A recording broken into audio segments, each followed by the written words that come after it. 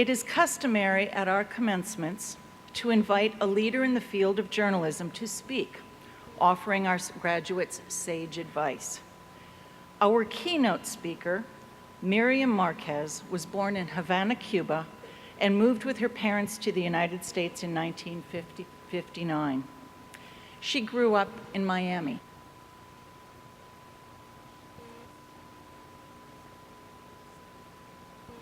Being a Terp, Myriam.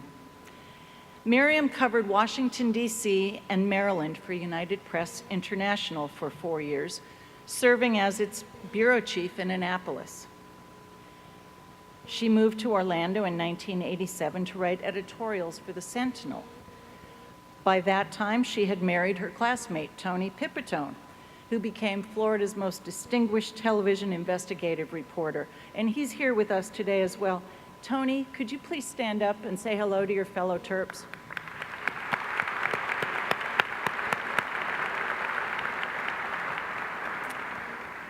Myriam Marquez joined the Miami Herald in 2005 as deputy editor of the Metro team, coordinating coverage of Latin America and Caribbean communities in South Florida. By 2009, she was chosen to oversee the opinion pages in both the print and online editions. She was the first woman and Hispanic to lead the opinion pages of the Miami Herald. During her tenure at the Herald, she led several award-winning projects, including coverage of suspected torture in the Chrome Detention Center, local politics, higher education, and the changing profile of the Cuban exile community. She was recognized in 2009 by the South Florida Latin Chamber of Commerce and has been included in the list of 100 most influential Hispanics in the nation by HispanicBusiness.com. Almost 2 years ago, she became the executive editor of El Nuevo Herald, where she is in charge of, as the Herald puts it, caring for a diverse segment of Hispanic readers in South Florida and the United States, in the Caribbean, Latin America, and Europe. We are so pleased to welcome back Myriam Marquez.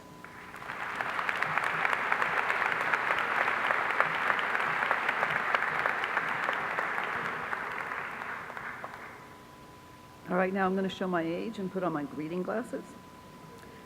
So thank you so much, Dean Dalglish, and thank you so much to the Journalism College's distinguished faculty for inviting me today to my alma mater. It's a tremendous honor.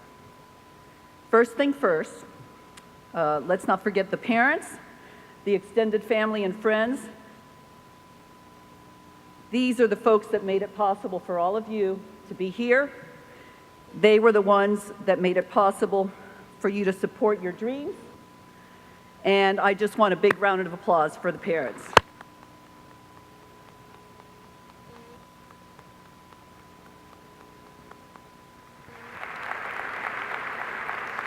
Yes, you owe them. You owe them as much as those student loans that you'll be paying for a while.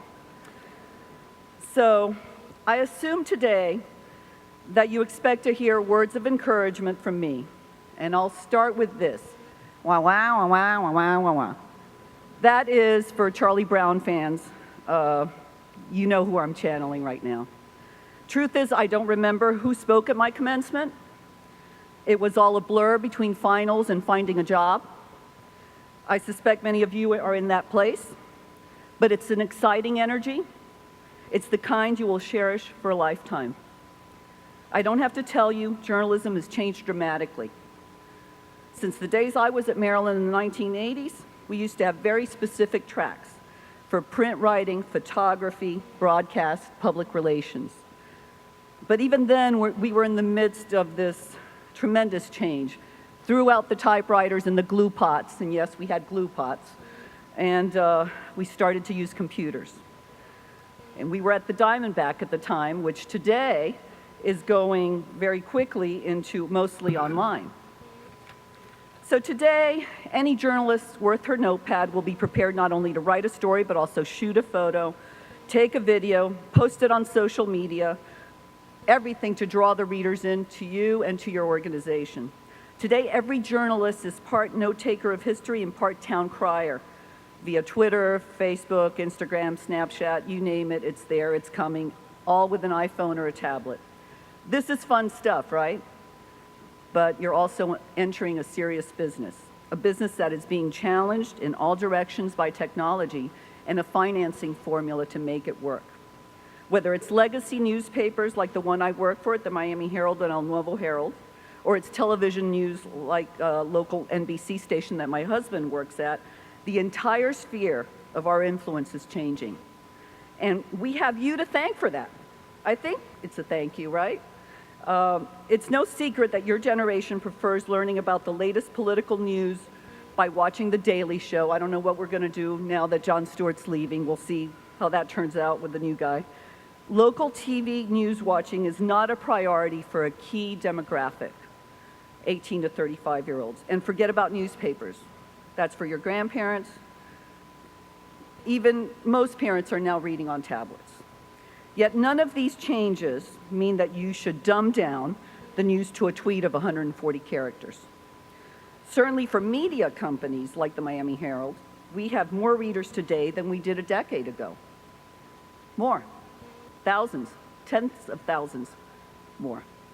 The difference is more of them are reading us on their iPhones, more of them are on their iPad. And so here we are saving trees. It's a good thing. After 30 years in this business, I can tell you that we are the most exciting time that I've lived in. It's a wild ride. News media is reinventing itself, and one of the challenges is to cover the diverse America that we are becoming so that all voices in our community are part of that story, part of that conversation, part of a social movement that can make a difference. It's the diversity that I see right here today, very different from when I came to Merrill. And I used to go over to the foreign languages department and just walk in and kind of just, so I could hear Spanish and French, you know, and talk to some folks because it was a very different campus. Just look at what's happened in the past year with police-involved shootings.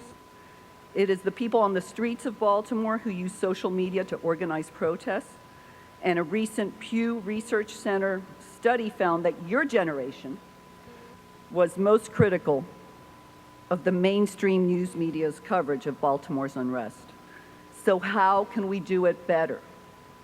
Before the 24/7 news cycle, we had time to digest the news and to go dive deep into stories and to make sense of things and explain it to our readers. Today we are digesting while we're running, while we're going, while we're covering, while we're tweeting, while we're Facebooking, while we're doing all of these things at the same time.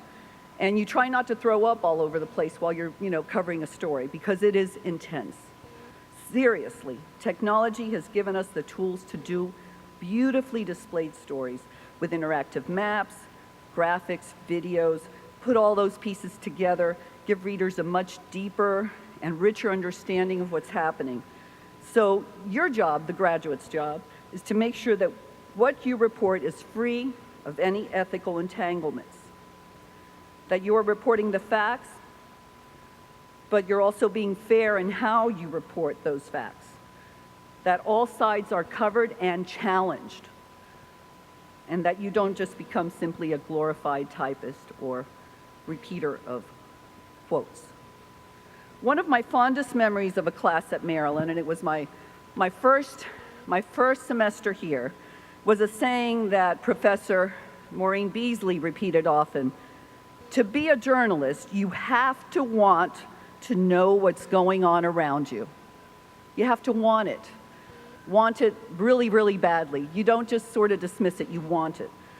And here, you are poised to be the ones to bring the truth to your communities, to cut through the wah, wah, wah, wah, wah, wah, and get to the fundamental reality of what it means to be the first witness of history. Don't stray from that mission. Ask the tough questions, not just from your sources, but ask yourself if you are taking the easy way out, if you are not doing the tough work that's required to get at the entire truth. I never saw myself as an executive editor for the largest Spanish language daily in the United States. Yet I came to the job precisely because I asked those tough questions throughout my career.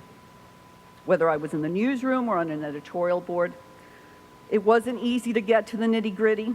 And I'll be honest, I hated to cover crime stories. One of the first things that you used to do when you entered into journalism. You had to go out and cover cops and crime, and I hated it. I hated to interview a mother who had lost a child. I hated to have to go talk to a father who had lost someone at war.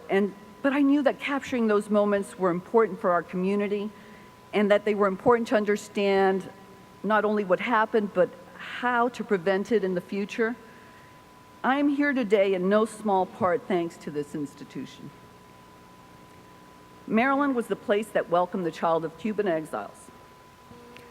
This is the place where I gained the skills and the confidence to become an American journalist that, by some weird serendipity, now oversees a Spanish language publication. Along the way, I was mentored by strong journalists who saw a little something in me that I may not have seen.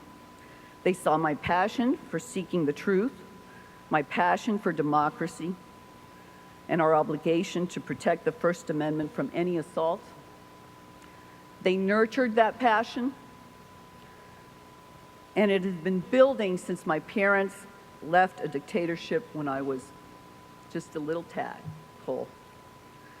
So my advice to you, seize your passion. Embrace it, feed it, exploit it. You did not go into journalism to make the big bucks, right? Did you? Really? Seriously? I'm sorry, parents. But you just might find that your passion will lead you to a life that's very good indeed. There's no better happiness than to be fulfilled in your personal and work life. Try to strike that balance each and every day, because you're going to need it. Try not to drink too much either. Never compromise your integrity, but understand that you are about to embark on a career that's more than a job. It really is a life's calling. Congratulations, graduates. You're about to drive the change our industry needs. You. We are waiting for you to show us the way. Be bold, but also humble, and enjoy the ride. Thank you, and go Terps!